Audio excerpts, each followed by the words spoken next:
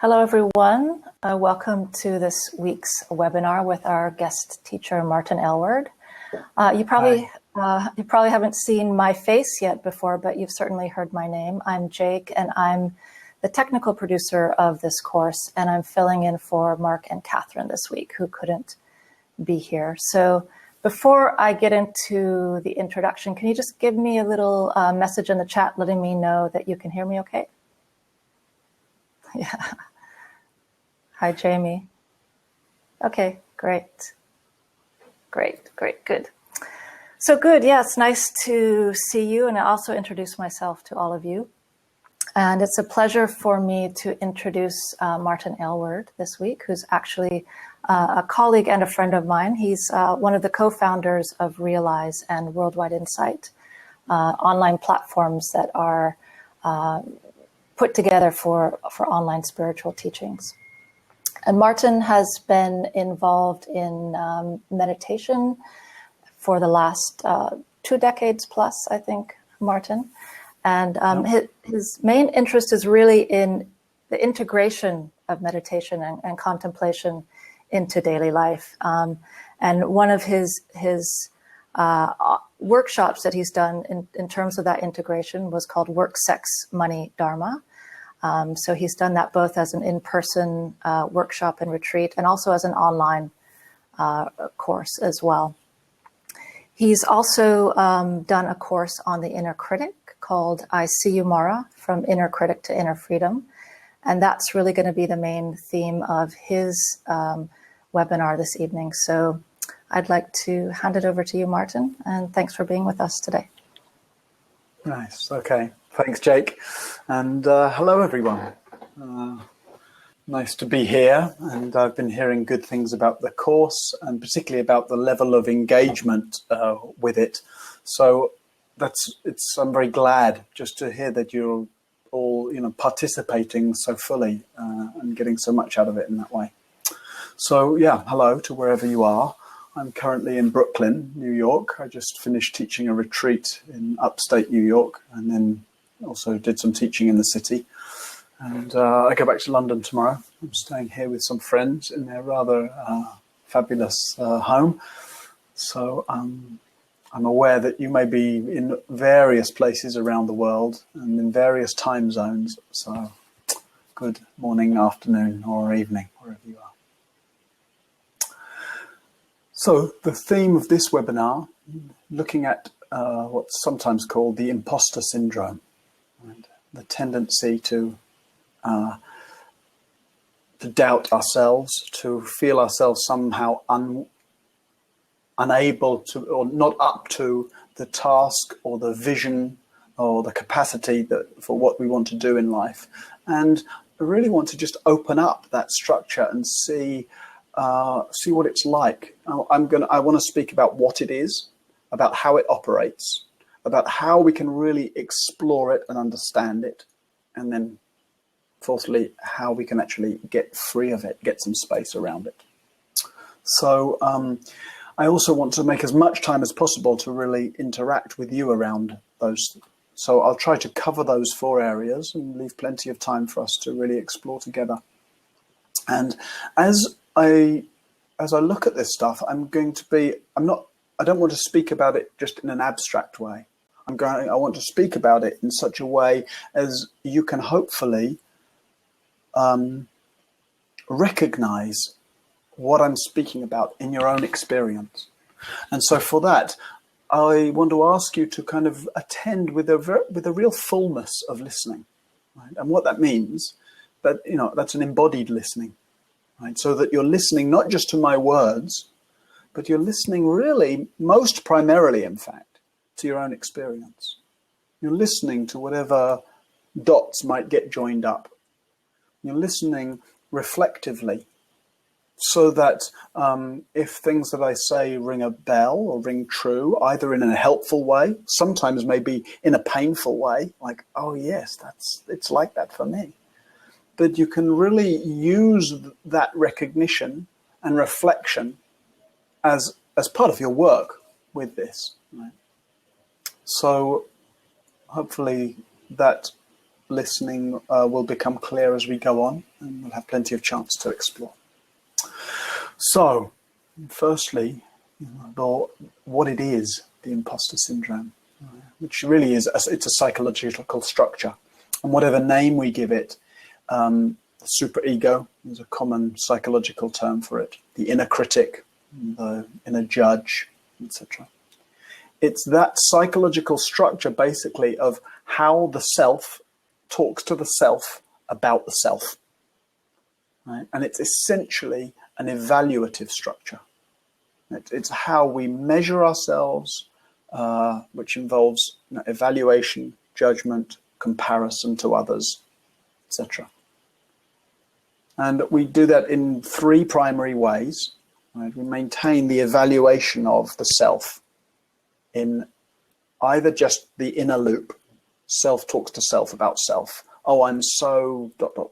Oh, I should be more ... Oh, why can't I be like... No.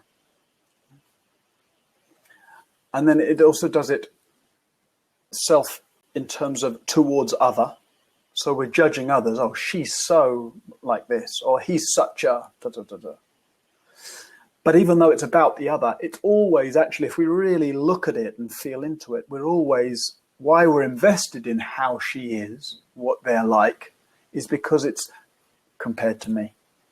It's an attempt in disparaging someone else, for example. It's an attempt to make the self feel better. So it's different than just a perception, right? Oh, that person really speaks a lot. And that might be just a perception. But, oh, how come they talk so much? They take up all the conversation. What's the matter with them? When it starts to be evaluative, judging, it's actually a way, and you can feel it when that judgment's happening. It's a way of trying to kind of bolster or protect or feel better about the sense of self over here. And then the third direction that we do it is the perceived or projected sense of from the other to the self. What I imagine they're thinking about me. And so maybe in a business meeting, for example, or maybe in one's home life or a social life, whatever. The way that can really get in the way of what one's trying to say. I've got an idea I want to tell you about, and yet while I'm trying to tell you about it, and I need the kind of general space of heart and mind to be able to do that, there's this anxious thread in the background. Do they think I'm just gabbling? Do they not understand me? So the doubt about what the others think, the doubt just in terms of myself, and then the way I get into doubt or blame or comparison or whatever of others. That's the main territory of this stuff. And it can happen in an inflationary way, a self-aggrandizing way. Oh, I'm so, a kind of arrogant way. And more common, for some people, that's the predominant expression. And you may recognize yourself there as we go along. And for others, it's more in terms of a sense of deficiency. Measuring oneself, evaluating oneself in such a way as to kind of undermine one's confidence and one's actual capacity to speak and act and think and respond effectively, wisely, skillfully, kindly, etc. Yeah, and James just says both are familiar, exactly. So it's not either or, right? We might find we have more of a tendency in one direction than the other, but all of us will recognize all of these flavors to some extent or another. So that's the territory. And I would imagine that everyone, all of you here, can recognize that structure in some way or another. It's certainly operating in everyone. And in my experience, I've done a lot of work with this over a long time with hundreds and hundreds of students, as well as several decades of really getting to know this structure in my own psyche. In my experience, much more often, women are quicker to recognize it. The perception tends to end up being one where something like women have more problematic superegos. And I really don't think that's the case. But I do think that the nature of some of the cultural conditioning is such that often women are more quickly, painfully aware of the limitations of the measuring structure. And of course, it's a generalization, but in working with people, there's a natural, again, the cultural conditioning for men tends to be a bit more defensive, and even to recognize that that's there can be felt as some kind of sign of weakness. And so there's an attempt to just sort of front up to life a bit more. And that very fronting up is also a version of this structure. The kind of a sort of arrogant, confident, peacocking, chest out type of display of masculinity that looks like there's no doubt or disbelief here, you know. Underneath that, there's the insecurity that means that one has to sort of front up rather than just being able to be attuned, curious, awake, responsive. So, like I say, that's the territory. And then how does it operate? Right. Oh, sorry. That sense we've been exploring of the how it operates, the speaking to oneself, the blaming of others, the perception of that coming the other way. So then beginning to really understand it. And there's several ways that I think are particularly helpful for that. And I'll go through them as a kind of sort of who, how, where type of progression. So firstly, who? Who is it? Whose is that voice? And of course, when we've gotten so used to it, the tendency, well, it's my voice. Right? But if we listen and find out who that is, we usually find that it's someone familiar from early life. It may be, for some people, it's very clearly, it's like my mother's voice or father's voice or an elder sibling's voice or someone who was an early authority in our lives. Teacher also, somebody just said, yeah. For others, it's kind of a composite of those various early authorities. And for some of us, it's gotten so fused with ourselves that we've at first have difficulty to recognize who it is because it just seems like the truth about me. So rather than presenting as mother's voice or father's voice, it presents just as the truth. And it feels monolithic and it has a huge authority. So that's one, when I speak about the kind of fullness of listening, some of you will already be familiar with, all too painfully familiar maybe, with who it is. But just starting to kind of feel into who that is. And that gives rise to some reflection and exploration of how it developed, how that person became, how that person's authority over us became introjected. I'm just going to respond. Jamie says, isn't it possible also where there was a lack of voice, right, that one can create a voice? Yeah. It's also true, Jamie, and others, that most people experience it as a voice, but some people don't.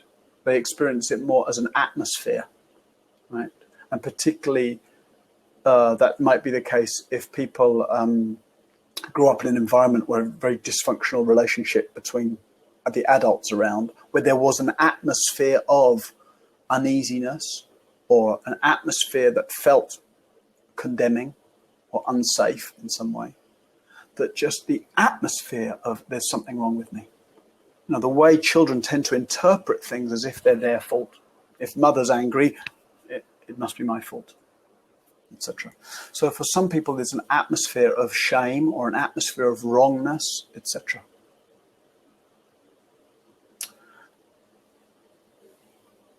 So all of that gives rise, like I say, to the history of how it developed. There's a reason why it's that voice. And, we're so subject when we're really small to the authority of those around us.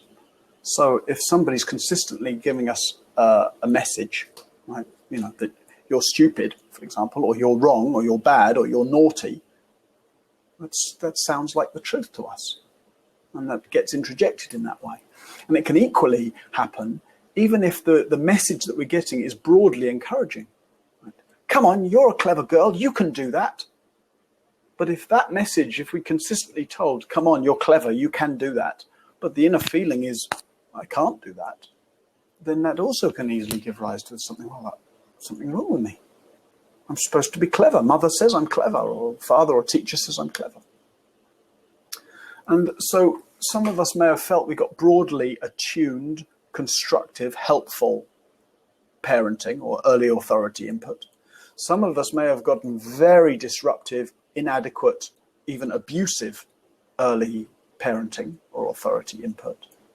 But wherever on the spectrum, there's no clear sense of how it develops in line with how good your parenting was.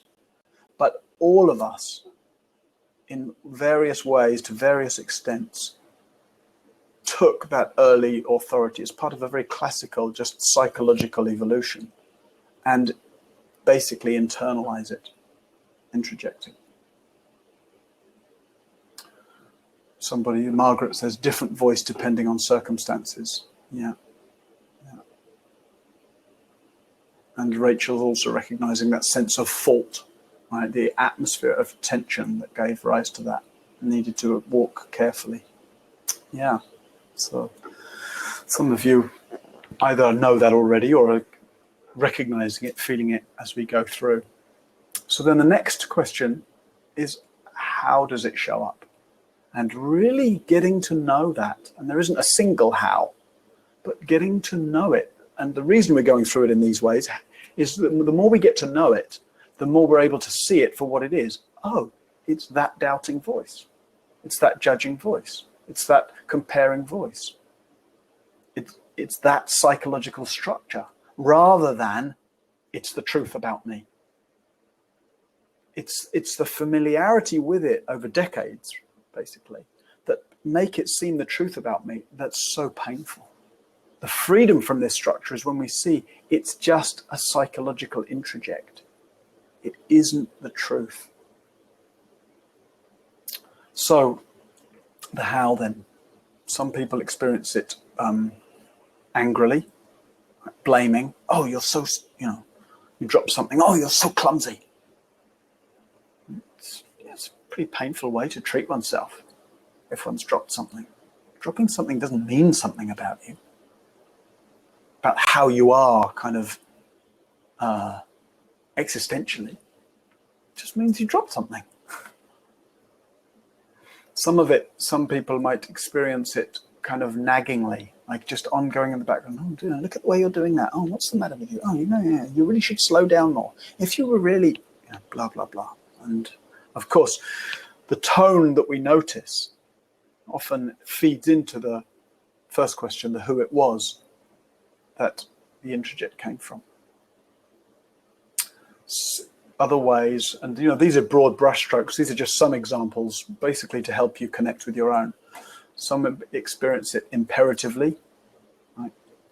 Do this, be like that, and as a kind of just as a pressure, often a pushing from the back. If you had pushy parents, for example, right? Feeling that pushing to be a certain way. You should be like this. You shouldn't do that. You should be able to, etc. Other way as dismissive, just the kind of the voice or the atmosphere of useless. See, you've done it again. As if whatever one's done, dropping it or something, is just a reinforcing of the proof of how you are in some way.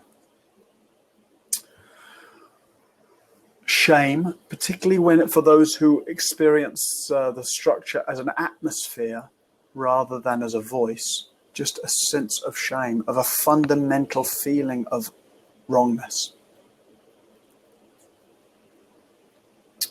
And again, I see you typing in the contents, and so you're starting to recognize and report some of your own flavors of that.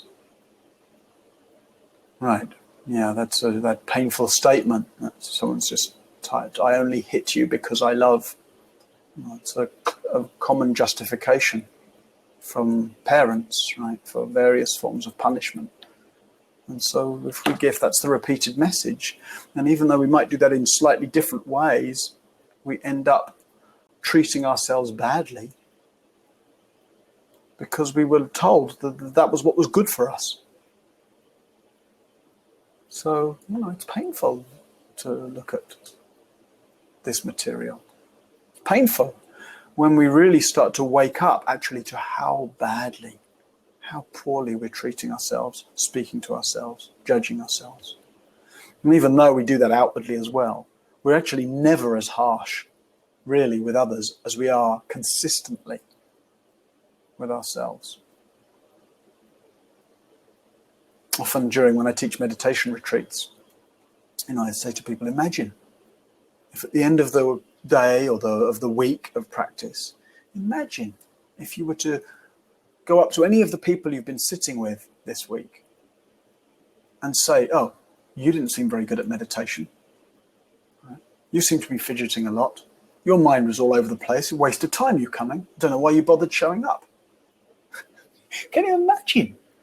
Nobody has ever spoken so harshly, aggressively, dismissively to anybody else on a retreat. And yet, that can be the narrative that's running through one's meditation practice all the time. We tend to be, even though we might have little snipey moments, critical moments of others, when we actually speak to each other, those who are close to us, we tend, as much as possible, to be broadly encouraging, broadly supportive, broadly friendly. And yet, how shocking it is to really wake up to seeing, rather than that just being that's so close to us that it seems like the truth, to actually see, that's the way I'm speaking to myself. That's what I'm reinforcing. That's the message I'm giving myself. No wonder I want to kind of hide away from myself. No wonder I don't really want to be with myself. Just like if I was to speak that harshly to somebody else, no wonder they wouldn't want to be with me. So, next element. Right, and Jamie says that he gets that voice exactly there when he starts meditation. Yeah, people will sometimes say to me, oh yeah, meditation sounds, I've tried meditation, but I'm no good at it.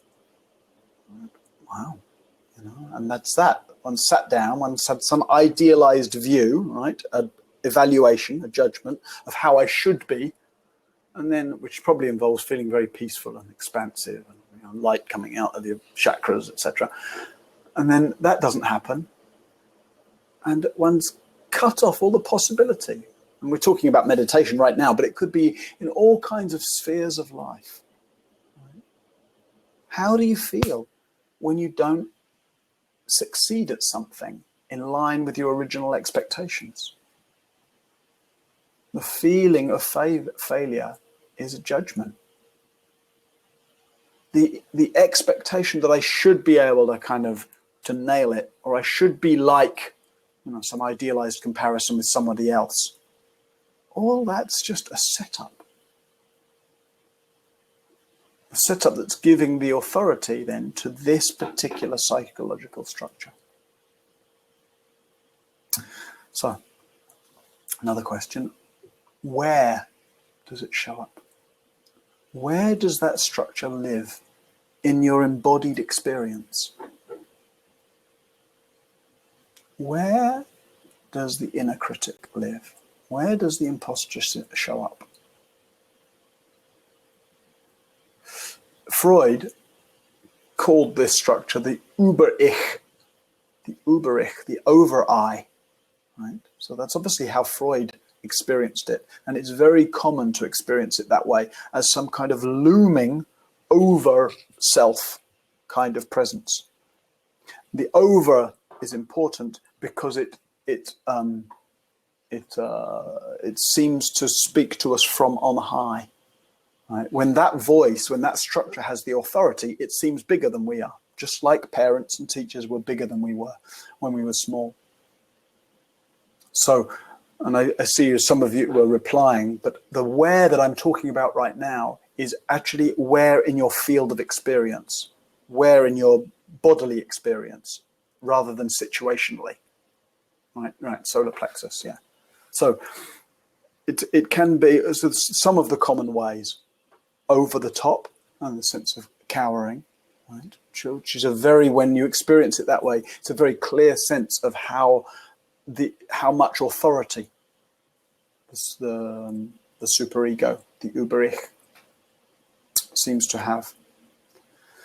Some people experience it, like in cartoons, and you have like a little devil sitting on the shoulder, whispering in the ear. For some, it's like that. It's like a voice whispering in the ear. Mother's voice, maybe, naggy or shouty. Father's voice, full of expectation, etc., whatever it might be. And some of us, especially when it's an atmosphere more than a voice, it just tends to be an inner feeling of darkness or coldness or terror sometimes, or a frozenness. And in terms of starting to really work with the structure, it's important, it's really helpful when we start to be able to really join up the dots between the sort of the character of the structure, who it is, the way it impacts us, angry or nagging or shaming or whatever, and then particularly the where it is in our experience. Because that's how you can attend to it. If you try to attend to it just on the layer of the story, so superego says, oh, you should be like this. And you say, oh, yeah, but I'm doing my best. And then you get into a kind of debate. It will win the debate. The nature of that structure is that it has that kind of parental authority. And it's exhausting to argue with it. So actually recognizing the tension or the cowering that we do energetically, if not physically. Feeling where it shows up in your experience and then how you respond to that. And just letting yourself kind of take that in as a reflective question. What's the habitual response when you're evaluating yourself? When you've decided that you are like such and such, or you should be more such and such, or you're not enough something or other, or you can't, da, da, da, da. Right, yeah. In my head says Beth. I say the words out loud. Well, that was stupid, Beth. Yeah. I remember the first time I really got a very strong and clear sense of just how harshly I was speaking to myself. I was in India and I just finished a long meditation retreat and I was feeling very spacious and inspired by the practices I was doing. And I walked back to the little hut where I was living. This was in northern India. And I took my key out to unlock the padlock of my door. And I sort of just fumbled with the key. And immediately, partly because I was quite spacious and sort of attuned to my experience, it was so shocking to hear the violence, really, of that voice, like, think you're mindful. If you were really mindful, you wouldn't fumble with the key. If you were really mindful, you'd just put it in the lock. Or some rubbish like that, right? And what I really noticed wasn't just the words and the kind of the harshness, but the whole contraction of as if I've been found out, how unmindful I am, how unworthy I am, how fundamentally crap as a human being I am has been somehow revealed. Wow, painful.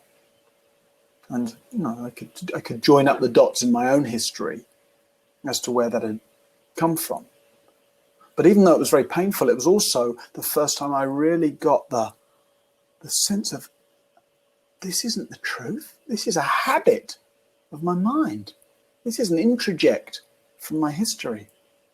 And like any habit of mind, I can work with this. I can attend to it. I can feel in my embodied experience how it affects me. I can breathe into it. I can open it up. I can explore it. I can meet it. And so that's the last piece I want to speak about before we have some dialogue around it, is how we start to really free it up. And I'll just take a moment to read some of your recognitions. Yeah. Tension. I stop breathing. Vision narrows. Adrenaline kicks in, and I'm fit. Yeah. Confusion.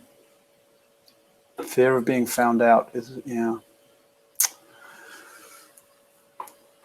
And so, before I talk about particular strategies for getting some space from it, I also just want to look at a little bit of why. Why does it show up? And that's the hardest piece to really get a sense of somehow. Or in a way, not why it shows up that's tricky, but why we believe in it. Why do we take it on board? It's painful. It's limiting.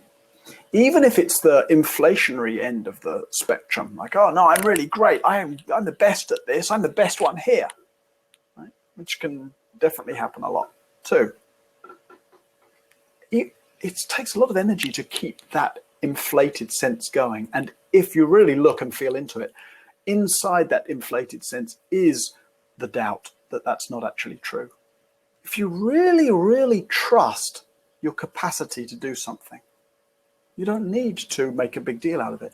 You don't need to inflate around it. You don't need to convince other people. You don't need to compare yourself to how lesser others are. You can just sit in the trust of that capacity. So if this structure is so unhelpful, why do we invest in it? And firstly, I guess I just to offer that as a reflective question to you. Why do you keep listening to that authority? Oh, familiarity, says Beth. Yeah, it's been running a long time. It's also because, and it's the blueprint we've been given, says James. Yeah. And for all the poor attunement that they may have given us in moments, those early authorities, the explicit sense was that they were there to protect us. And in the case of parents, whether we got so-called good or not good parenting, etc., we also got a certain amount of nourishment, safety, love, provision, etc. So we were reliant on that, on them, for our actual survival. And of course now, we're not reliant on that structure for our survival, but we tend to relate to it as if we are. We tend to relate to it as if, it's basically keeping me safe. It's keeping me on the right track. And when you really start to open it up, most people find that there's actually some quite strong inertia that prevents us from just dropping it. The belief is often, if I didn't listen to that voice, if I didn't have that voice to kind of basically keep me in shape and, beat me with a stick, then what would get me out of bed in the morning? I'd collapse. I'd be useless. I'd be dysfunctional. I wouldn't be able to do anything. Or, so that's one common sense. I'd have no motivation if it wasn't being driven along by that. Another sense is if I didn't have that kind of moral compass, how can you be so rude? Make sure you're more like this. That all my kind of baser instincts would come out, and I'd just be some kind of sexual monster or greedy monster or aggressive monster or whatever that might be. And then another one, which Mike just gives reference to, is the sense that that structure, oppressive and tight as it is, somehow keeps me protected, keeps me safe. And if I didn't have that, if I wasn't judging others and worrying about what they're thinking of me and kind of keeping that whole loop of how I'm managing the self, organizing the self, judging the self, etc. going, then I'd be kind of just completely raw and vulnerable to the world. And those fears that inevitably arise when we really start to do the work of looking at this structure, they just have to be met. You can't go around that stuff. We have to really look into those and see, is it true? It was true then. Right? In the real situation, I needed that external authority figure when I was 6. Right? But is it true now? What would actually happen if I recognize that voice as just the voice of judgment, rather than taking it on board as the truth? Would I actually collapse? Would I actually lose my moral compass? And that has to be an open question. I can't persuade you that no, you wouldn't. We have to really find that piece out for ourselves. And when I say, about it was true then when we were 6 or however old, that's just one other piece that's helpful. When you feel yourself in the grip of the structure, how old do you feel? We generally feel, when we're in the grip of the structure, we feel small and we feel young. How young? It's a very interesting question. Maybe it may be different in terms of different expressions of that judgment, but when it's there, and you just ask yourself the question, I feel young, I feel deficient. How young? And whatever age comes to mind, just might be helpful to reflect on what was going on at that particular time in your life that may have fed into this. So if there was some kind of big rupture in one's family life, parental divorce, exactly, somebody just wrote that, parental divorce, etc., then often the pressures that put on one at the time of some big rupture, you can't digest them all at that age. How could you? You just wouldn't have the psychological sophistication or capacity, or you wouldn't have the holding.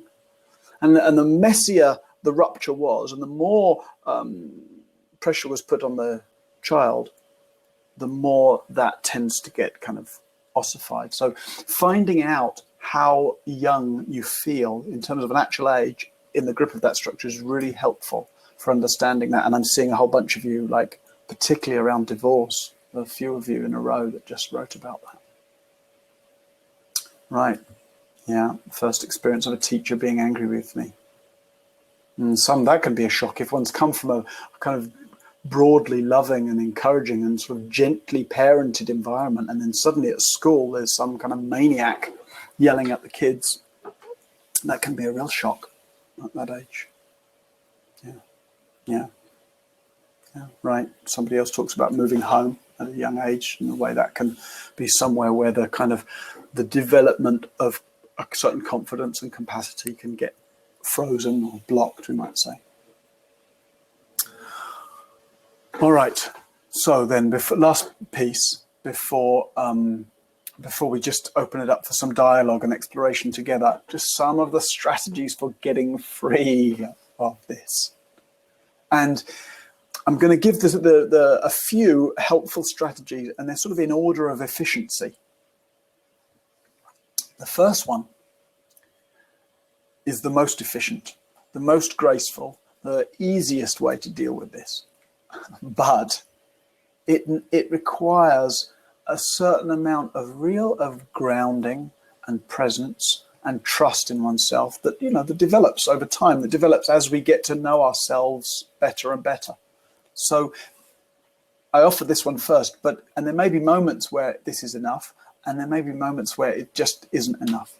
because the nature of being caught in that structure, if one's really caught in it, is one doesn't have the ground, one doesn't have the confidence, because one's totally in thrall of, one's feeling totally small, etc.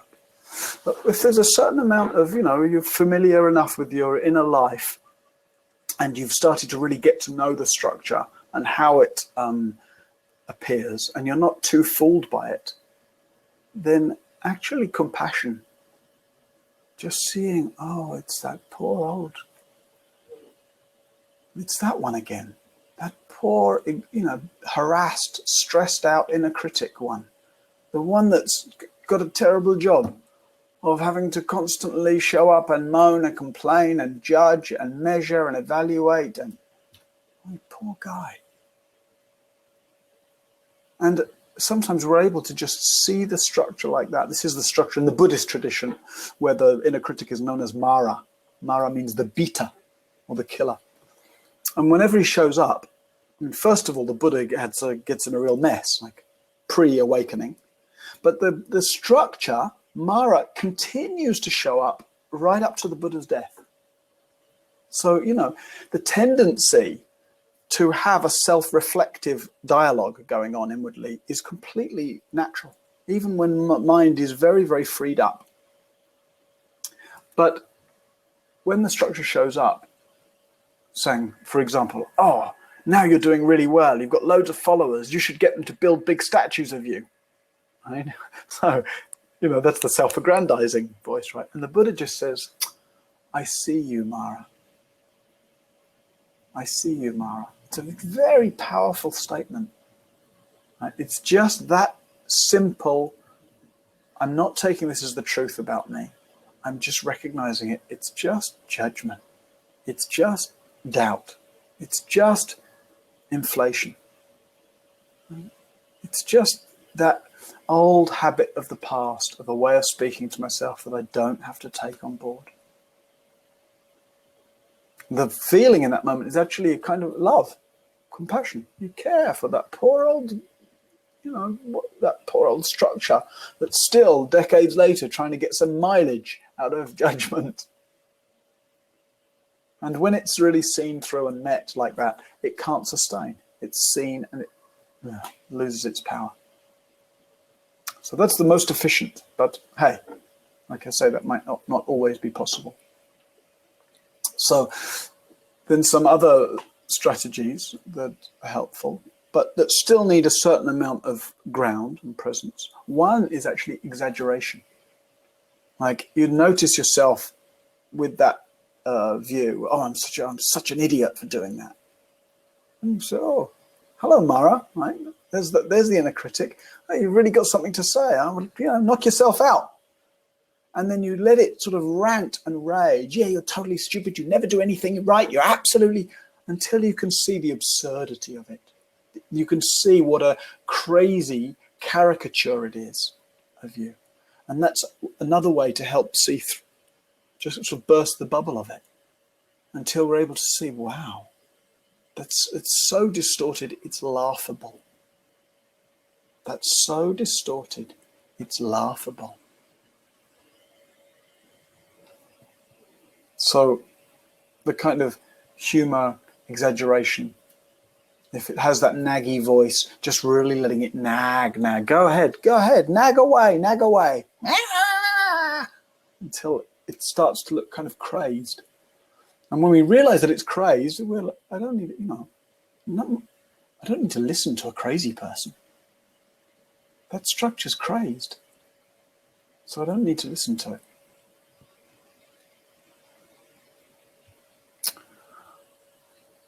Sometimes, and if one's more kind of shaken up by it, one knows one's in the grip of it, but it's still got quite a lot of influence or power, then actually inviting it to step out is helpful. So like I say, in the Buddhist tradition, it's personified as Mara, right? Like the Eastern tradition tends to personify elements of the psyche as deities or demons, whereas the modern psychological structure tends to look at those as voices or bits of me, right? the same experience we're speaking about. But one of the advantages of personalizing or externalizing it is you can ask it to go away.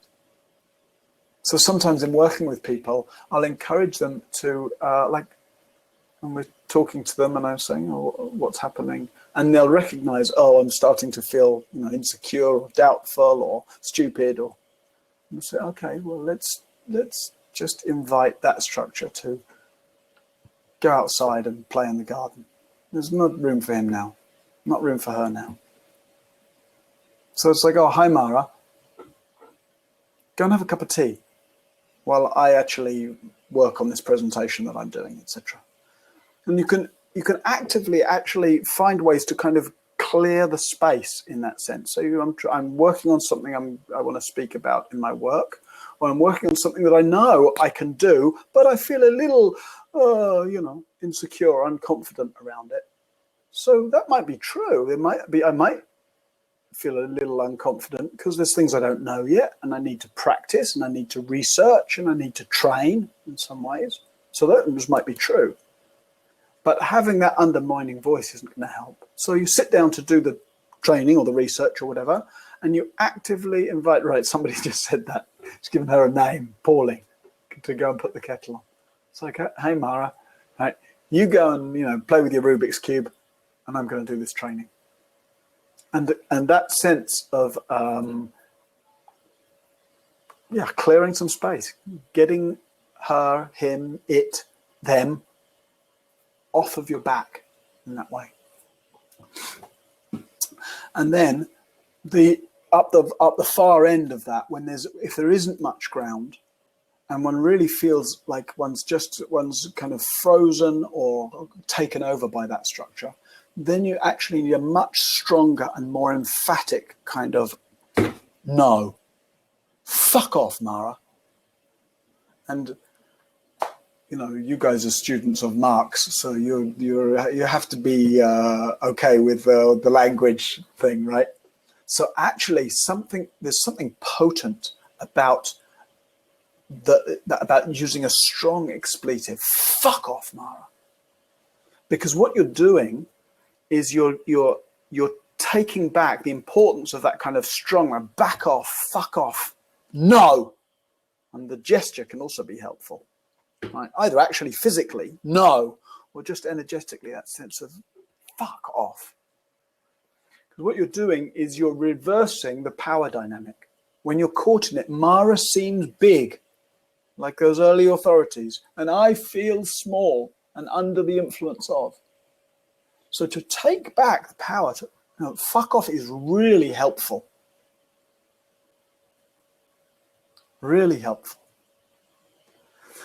And it's not just a kind of, it's not just a histrionics or being dramatic for the sake of it. And it's not just about kind of trying to make yourself feel better by having a shout. The important thing in doing that is paying attention to the power dynamic. So you're basically accessing a show of and a feeling of strength, capacity, embodiment, right? You're taking back your right to have your experience. Like this. Boom. Your right to have your experience. And that again comes back to the embodied feel. To live increasingly free of the influence of this structure is to know and feel and access my right to have my experience. There's ways I might not want to act out, etc. But whatever arises here, there's nothing wrong. There's no wrong feeling. There's no wrong experience. It can arise and it can pass away. And so using that kind of strong defense to establish or re-establish your right to be here, basically. I noticed that somebody's just said how Mara means bitter women in Arabic. That's interesting. The Mara in the Buddhist tradition comes from the Sanskrit root marana, means to kill or to beat, as I say. So, I teach long courses on working with this stuff, where we do a lot of kind of interactive and pieces and exercises and exploration. And this is a short time, but here's some opportunity for us to speak together. So please feel free, if you'd like to come on screen and speak about your experience, ask about anything that's not clear. There's plenty of areas. I've tried to give an overview that both explains the structure, but also gives some ways of really working with it to start to wake up your own understanding and wake up some freedom from it. And I'd really welcome any further exploration we can have. So if you just use the text box to let Jake know that you'd like to speak, and then she can bring you on. And of course, just a word, if you're considering pressing the button to come on and speak, just, especially if there's some doubt, and the kind of doubt that says, oh, what will they think of me? Is my question a bit simple, etc.? Whose voice is that? Whose voice is it that worries about how you'll be seen, or if your question is deep enough or intelligent enough or whatever? That's Mara. So it's an interesting moment, right? And you might, all of you, just consider for a moment, what would you really like to say about your own experience with this? And what would stop you from coming on screen and saying it?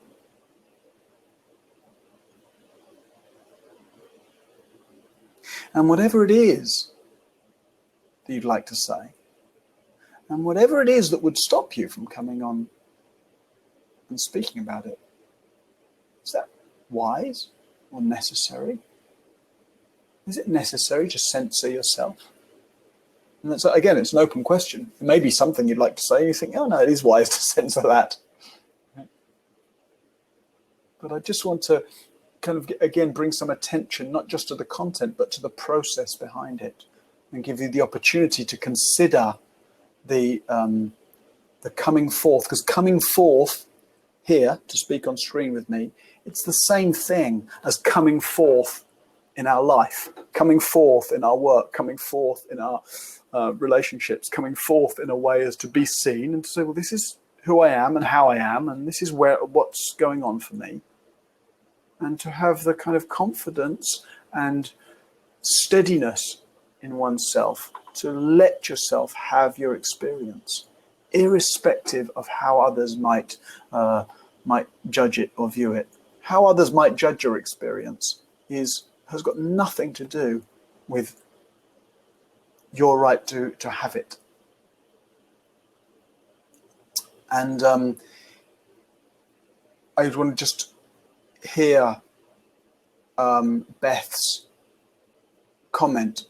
If you are put off by the fact that this is recorded, and if you want to come on and speak, just say, if you don't want it to appear in the recording, you can say so, and we'll ask Jake to edit it out so that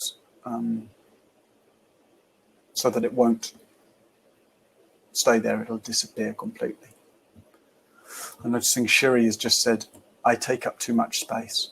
That's a very common one. Right? Oh, there is something I could say. I do have a question, but others' questions are probably more important.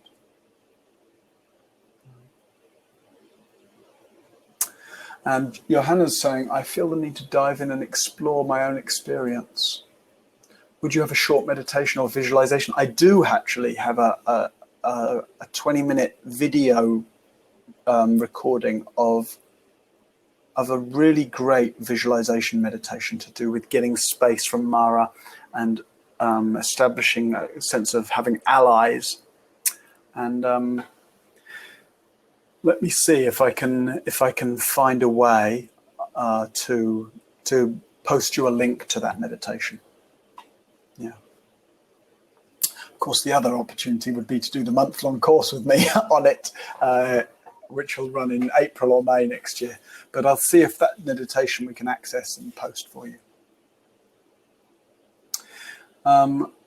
Is the voice we hear always destructive, James asks. Can it ever give us good advice, guidance, support, or is that something else altogether? That's a good question. It tends to be, like we've been saying, interjected from early on, it tends to be pretty unhelpful and critical in its early expressions. As we work with it more, it lightens up a lot, and it can come increasingly to feel more like an ally. Oh yeah, you're doing a good job here. Oh yeah, carry on. Right. So that's much more pleasant and helpful than the harsh, critical, undermining stuff. And then we get into the really subtle reaches of it, where we see that even any kind of commentary on how the self is doing is still giving a certain kind of limited sense of self, basically. A limited and therefore partial and therefore distorted sense of what this is that's here, which is profoundly mysterious, really. So as we really let go even of the subtler and more kind of the way that voice can feel more like an ally over time, then we start to, I would say, differentiate between evaluation and what we might call inner guidance, which is really just the wisdom voice, which is more about recognizing what's happening and recognizing how to respond to it and recognizing what's needed here and recognizing what's appropriate. And doesn't have to have within it the sense of how I'm doing. So the first real shift is from being so harsh with how I'm doing to being a lot more friendly in how one approaches oneself.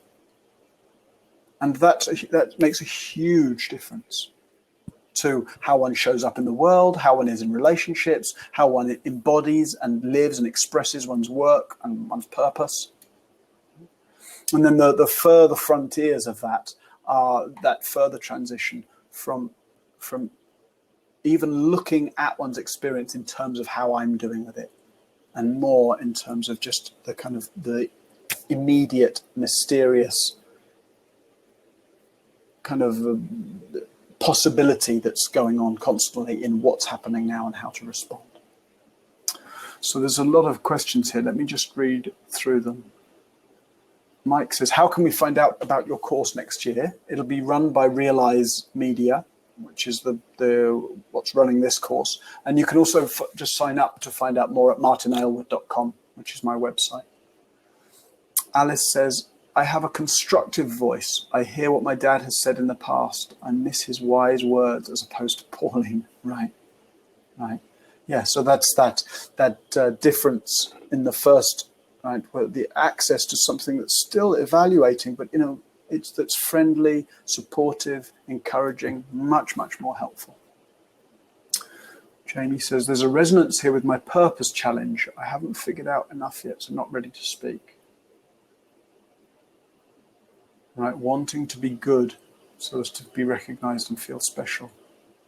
Yeah, nice. So, and Jamie's piece there also pointing to that sense of a basic friendliness.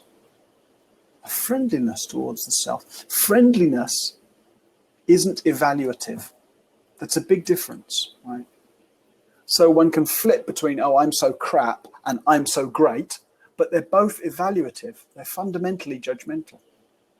Whereas just an attitude to oneself of friendly, encouraging, warm. And that friendliness is kind of relieving to us. It allows for a certain relaxation. And in that relaxation, one has much more access to one's real resources. I have an idea of what I want to say, says Zante. But perfectionism means I need to have the whole thing structured before speaking, as I lose flow. So I don't very often voice my thoughts for fear of judgment. Yeah, so I really hear you, Zante. That sense of, if it's not perfect, it's no good. It undermines a lot of confidence. So I'd actually encourage you, if you feel like it, Zante, I don't want to pressurize you. And I hope I'm pronouncing your name vaguely right. If you want to just experiment with coming on and not being perfect, That's the other thing that's very helpful as a way around this stuff, is daring to go against the inner critic's dictates. So the belief is it has to be perfect, or da, da, da. And then you just let yourself find situations where you can dare to show up imperfectly and find, oh, it's actually still okay. You're still here, still breathing. People are still listening to you. The world hasn't swallowed you up or spat you out in the way that the critic tells you it would when it's demanding that perfection.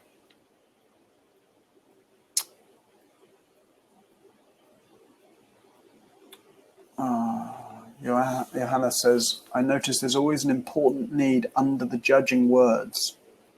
And by paying attention and asking about what I really need and what matters in the moment is a kind and constructive way to approach it. Yeah. And there's often, this is another, so I'll finish this point and then Zanti will come on and speak. There's often actually a grain of truth, right, to the judgment. This is also one of the trickier ends of of working with it. If I say, this tutorial that I'm doing, what a load of rubbish, I spoke too much, I went too fast, I just gabbled, right? Just undermining kind of voice. The fact that a judgment like that arises means there may well be something true about that.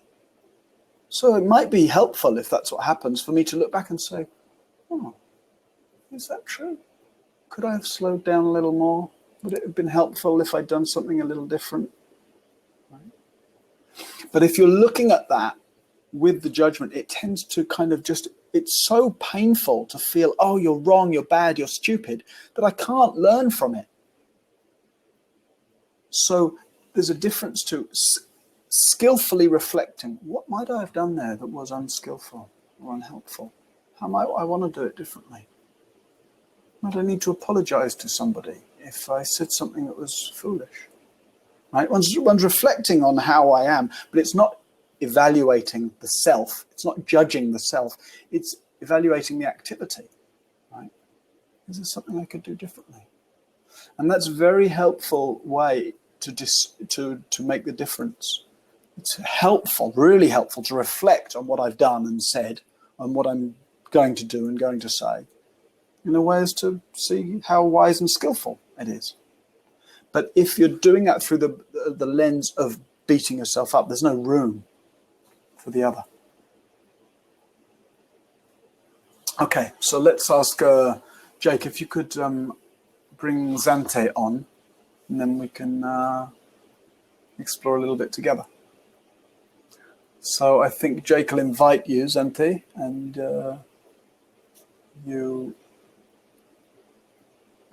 if you accept the invitation, you should just appear here.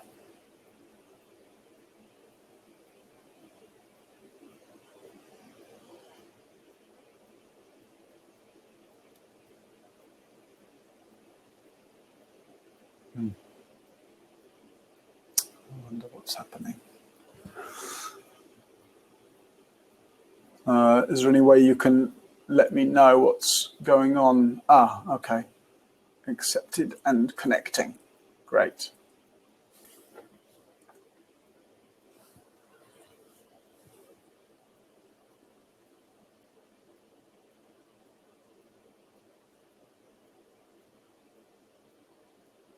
So I'm just looking for my water, which I had somewhere here.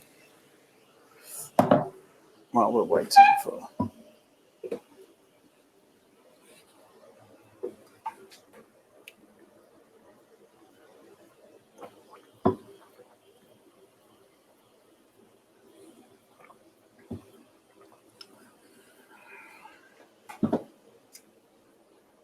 So looks like there's just a little bugging in the in signing up to come on screen.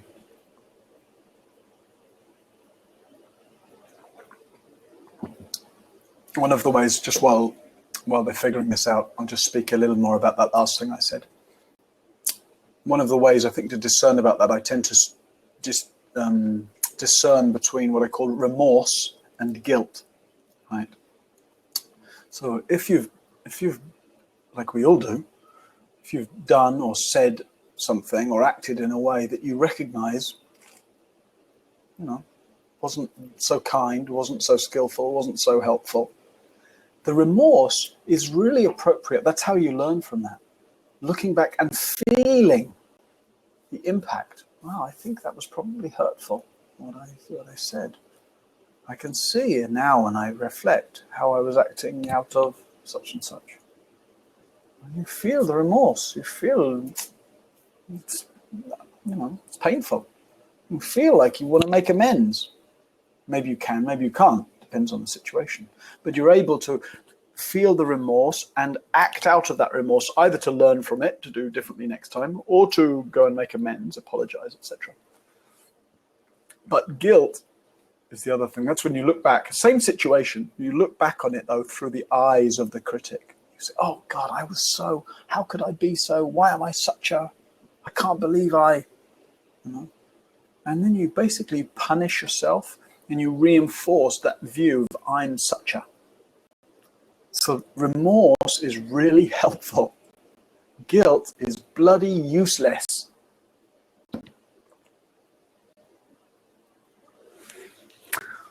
Well, it looks like Jake and Xanthe are working it out between them. So sometimes this happens. It's not your fault, Xanthe, just in case Mara's giving you a hard time for not doing this perfectly. It happens sometimes. So I hope you can work it out, and we'll leave you to figure it out with Jake. So come on anytime it works. And meanwhile, if others of you also wanted to speak or come on screen or have more to say in the chat box, we still have a few minutes left. So feel free. I'd like to see some of you as much as anything, instead of just staring at my own face on the screen. Maybe you'll come out of compassion for me.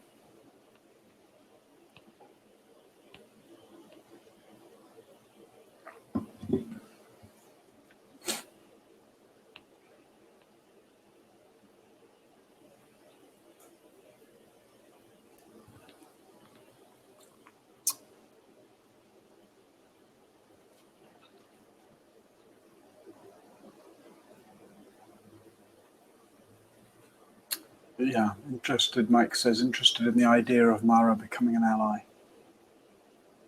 Yeah. And as well as the transformation of the destructive, blaming, critical aspects of Mara, which we've been exploring today. So that's one way it turns into an ally, as you sort of purify, we could say, as you purify the destructive aspects. The other way is actually actively cultivating a certain just abiding in friendliness towards yourself. And so just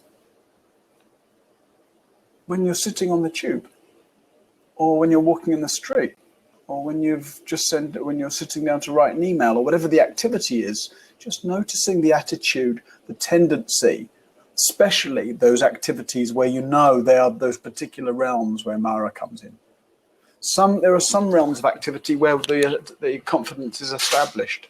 We might feel very competent at one area of our work, and so the critical stuff doesn't get there. But then some other area, it gets a grip on us. So when you start an activity, particularly where that tendency is there, just to see if you can, again, that where it is in the body is helpful, just to soften your body in that moment and kind of just be friendly towards yourself. I don't mean as an idea, I mean in the way that you're actually sitting in your body, letting your muscles relax a little as an act of friendliness. Letting yourself sit. And in fact, just while we're sitting here right now, just see if you can let yourself feel what that might be like. To sit here in such a way that feels friendly to yourself. It feels welcoming to yourself. Sitting here, feeling your thighs on the chair, feeling your feet on the ground, in such a way that in the feeling the sensations, There's a kind of invitation to yourself. It's okay for you to be here.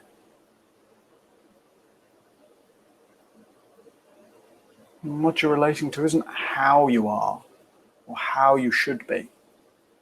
It's just a welcoming of the fact that you are.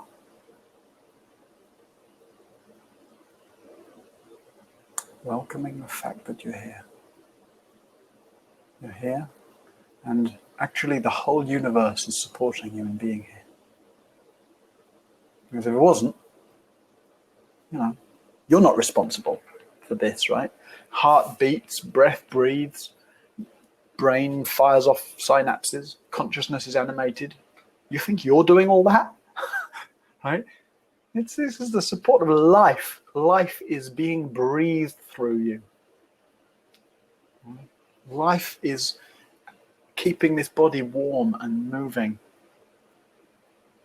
That's the support of the universe, we might say. You can trust that, because it's out of your control anyway. It'll be here for as long as it's here. And when that support isn't here anymore, you won't be here to worry about it. So that kind of friendliness of just sitting and trusting the fact that life, but your very existence here is the clear proof and evidence of life's support. And actually inclining your attention in that way as this sense of friendliness, as I say. Right, good. Rachel says, it opens up my chest. I feel the vibration of life running through me. Yeah. And so you guys are all students of embodiment, right, in working with Mark. And so just using that channel, the channel of establishing friendliness. It's okay to be here. Maybe to close, I'll just tell the story of the Buddha on the night of his awakening. So he's been doing all these ascetic practices, and he's been starving himself, and he's been getting really weak, and he realizes that isn't working. And he has a whole insight about how to attend in a way that's relaxed and bright to his experience. He gets very inspired, and he sits down. He's going to sit there the whole night and really just observe his consciousness and how it functions. And then in the story, the way it's told, Mara comes to him all through the night. So ancient Indian language, exteriorization, Mara is a demon that comes. Modern psychological language, different thoughts. So the first way Mara appears is he sends his daughters naked to dance in front of the Buddha. So psychological language, you're trying to meditate, you just keeps getting caught up in sexual fantasy. Right? But the Buddha kind of endured and hung out there and was spacious with his mind, so it subsided. Right? And then in the story, then the dancing girls got tired of dancing and left. Next thing, Mara starts firing arrows at the Buddha. But when the arrows arrive, they turn into flowers. So of course, this stuff just sounds like some kind of folkloric story tale. But if we think of that as, he's been sitting there for hours now, right? Pain in the legs, that's the arrows of discomfort and pain. But he just, rather than tensing around the discomfort, this is one of the big things you learn in meditation, you can be spacious with discomfort. You can learn to be very, very equanimous and open with discomfort. And that which starts off being painful actually can start to become blissful. So the arrows turn to flowers. And then there's these various strategies Mara tries, until eventually Mara comes along himself and says, who do you think you are? What makes you think you could understand anything about the fundamental nature of mind? So that is the imposter syndrome, right? Modern language, the thought of doubt, disbelief, and discouragement arises in the Buddha. And he's knocked off balance by it. And then in the story, he opens his eyes and he puts his hands on the ground and he asks the earth goddess to bear witness to his right to be here. It's so touching to me, that story. So again, interior psychological language. We realize that we're getting cut off from ourselves, disembodied, spun out by doubt and discouragement. And then you open and we establish what we've just been talking about. Hey, one's right to be here.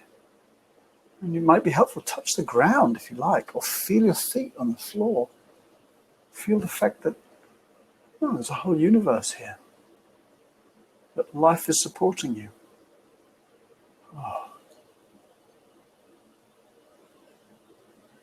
That's a very beautiful resource. And it's a recovering of the truth of who we are. Right? Beings that life is supporting. And there's all the kinds of possibility for what we can do with that support. So, finally, just Andy says, I realize I often fidget and bite my nails. Doing this makes me think of that as a kind of embodied self-criticism. Yeah, it may be, Andy. So you might want to see what's the atmosphere, what's the view about yourself in finger biting or fidgeting.